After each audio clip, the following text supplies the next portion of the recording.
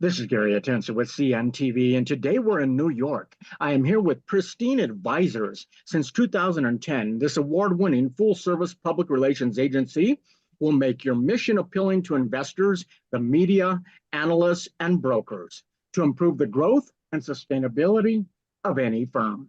I'm joined here with the founder, best-selling author, speaker, and marketing expert, Patricia. Thanks for joining us here today. Thank you for having me.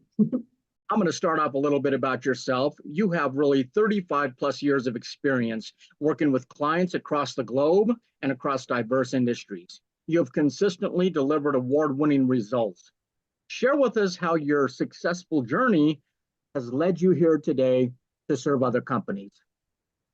Yeah, well, ironically, when people ask me how did you get into this? It was, believe it or not, a job right out of school.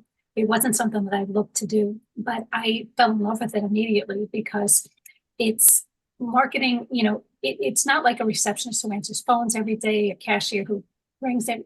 You really have no clue what your day is going to be until you open up your email in the morning. And it could be a good day, it could be a bad day, you're flying off the seat of your pants. So I fell in love with it instantly. And I love being creative.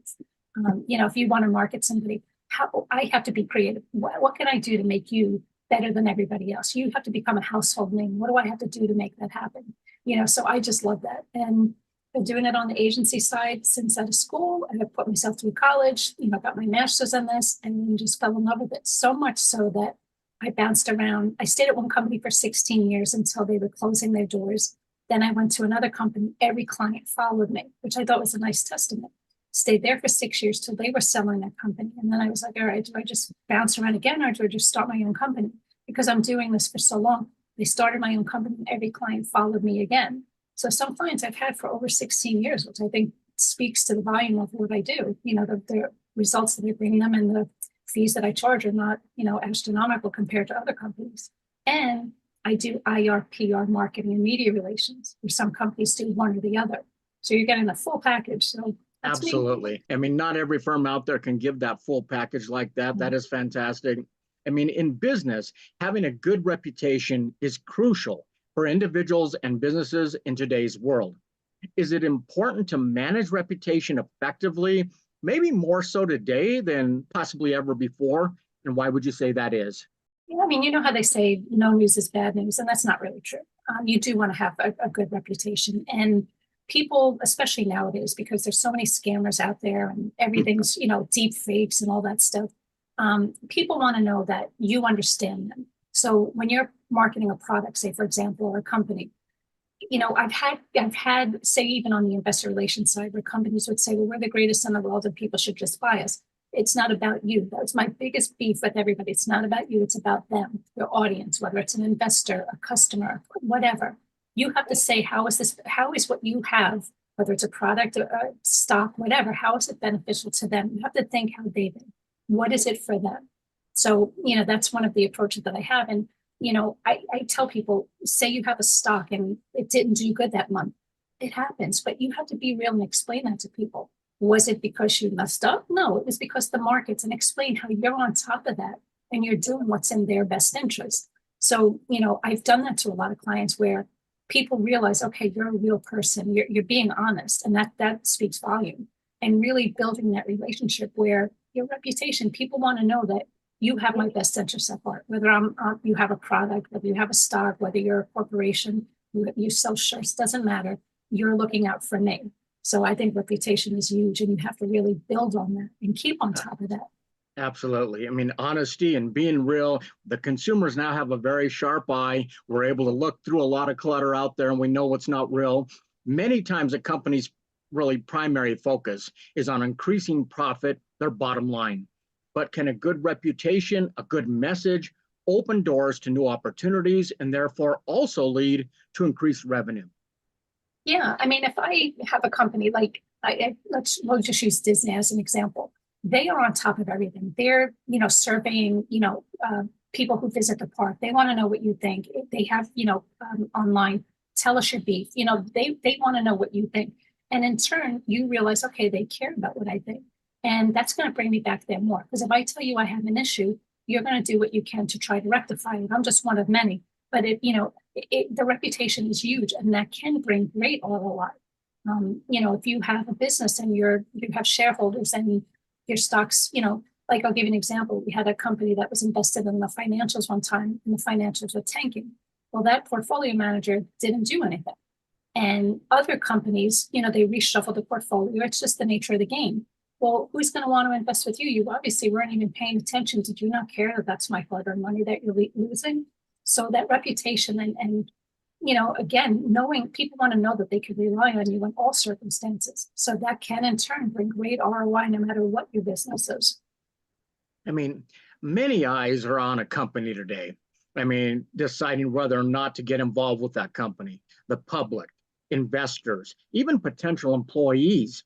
Is consistency in a company's message delivered through communication really vital to attracting and keeping these relationships? Yeah, I mean, consistency for sure, because people look out for that. But also, you have to evolve with the times as well. So you want to have your core message and be consistent with that. But as, the world evolves and you have to change things just to keep up with the times, your main message can't change.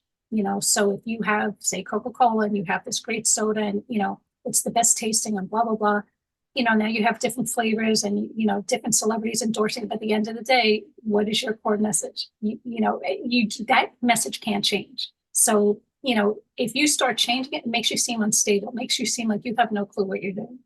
People want consistency. Absolutely. Even in your example of Disney, they've remained true to that core, which is the magic of the Magic Kingdom, but they have evolved throughout the years, which all companies have to do.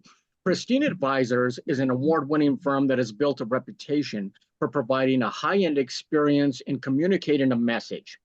With over 3 decades of connections, can you deliver over multiple platforms from mass media to social media and really everywhere in between?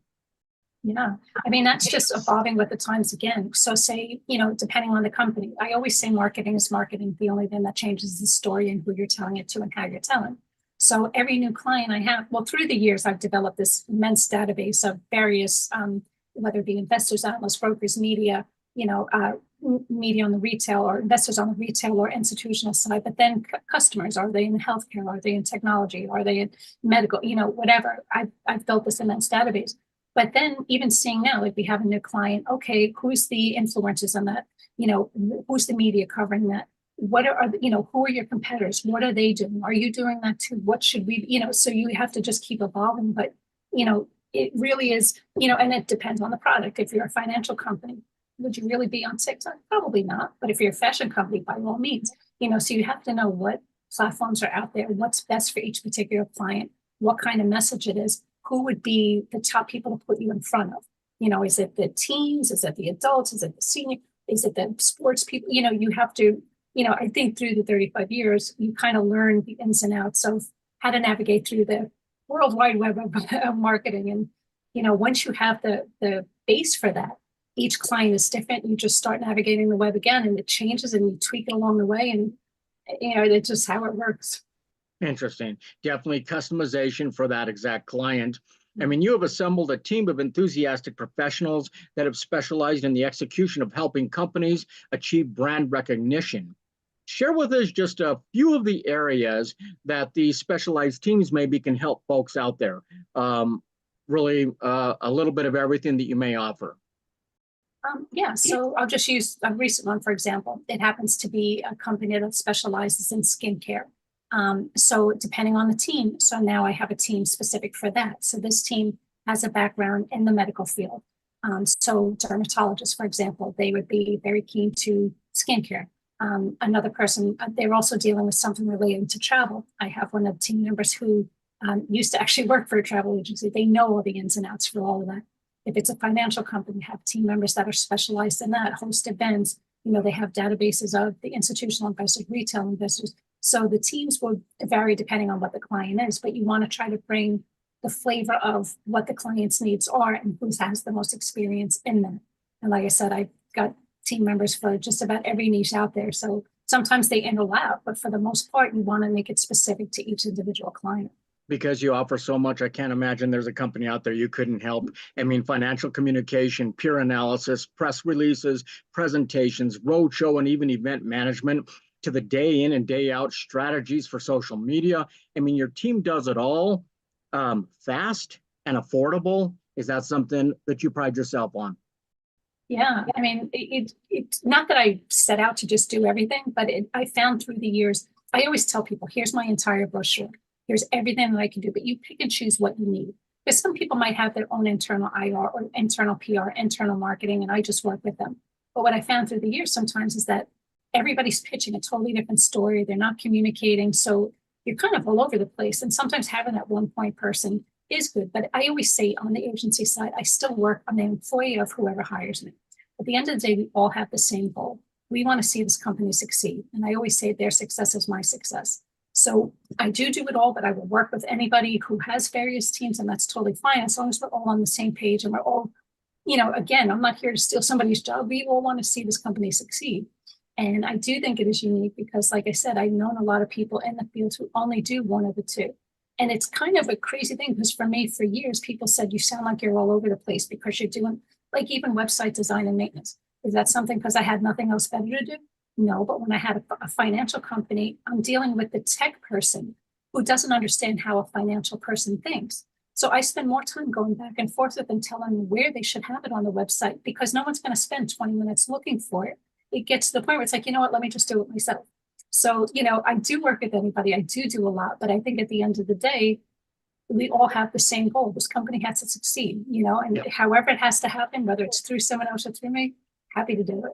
I think it's a very logical approach because all of those things come down to delivering that message, be it a website or mass media as well. In this age of information, the public and investors expect to stay informed. When preparing for important announcements, are you able to not only distribute the message, but can you even help create the content and deliver that message? Yeah, I mean, I have a lot of clients that will say, okay, say for example, earnings release. I'll work with their financial people to get the financials, but I'll maybe put together the press release in a way that I'm on both sides. So I'm talking to your investors and the public, and I'm talking to the company. So I find out what it is they want to hear, what they're looking for, and I make sure that's all incorporated in the press release. Then we issue it over the news wires, but then from there, I've known companies who do that. They issue it over the news wires, and then that's it. There's more with than that. You have to really pitch it out there. So even reporters, are you putting in, because even that whole landscape's changed, but putting it in front of the media, putting it in front of, social media, and because everybody now is on groups and iWatches and iPads and, everybody's online. So making sure it's in front of every eye out there. Yeah, I think the folks who coined the term that all PR is good PR, they probably didn't live in this fast age of data that we live in now. I mean, in broadcast, print, or social media, we know that content is king, but I see a lot of bad content. I mean, how important is story pitching and good storytelling in getting the right message across?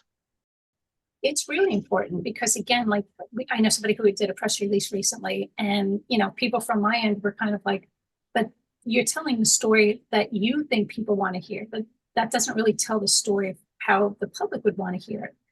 Like I used to do perception studies where I would ask the public, well, what is it, take a random press release. What about this did you get? Their message was what they got out of it was not at all what the company thought you were getting out of it. So you have to really tell the story in a way that your public wants to hear.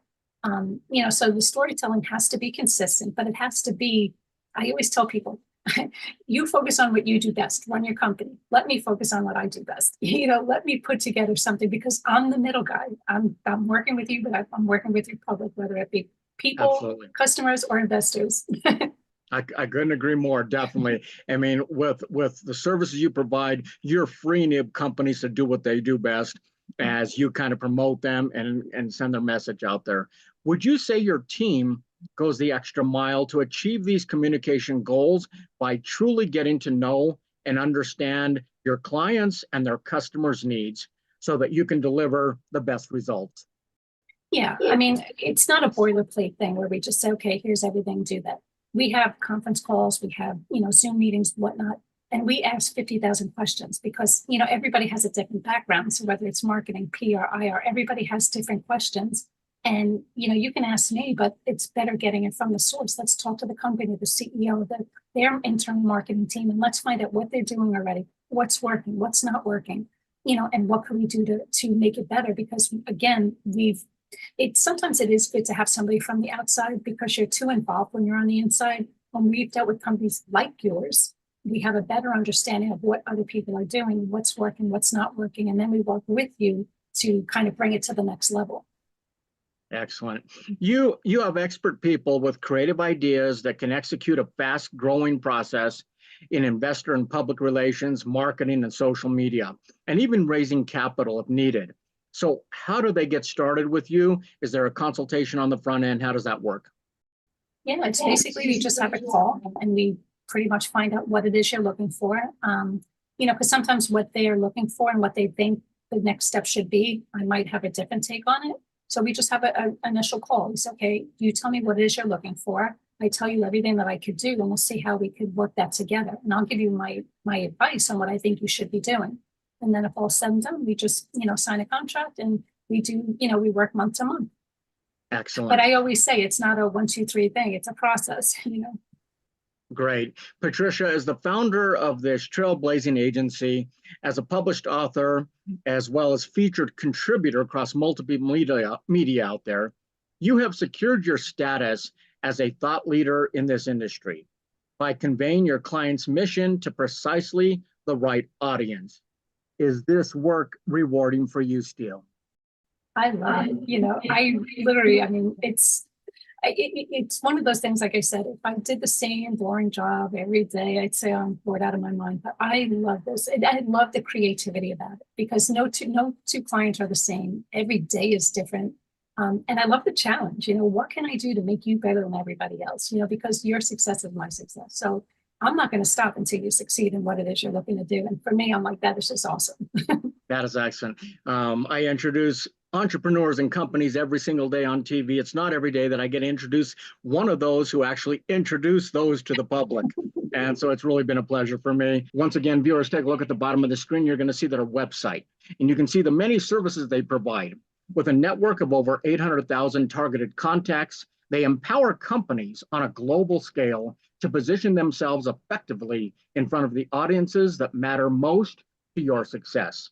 Once again, that is Pristine Advisers, because building a successful company with a good reputation requires more effort than just making a profit.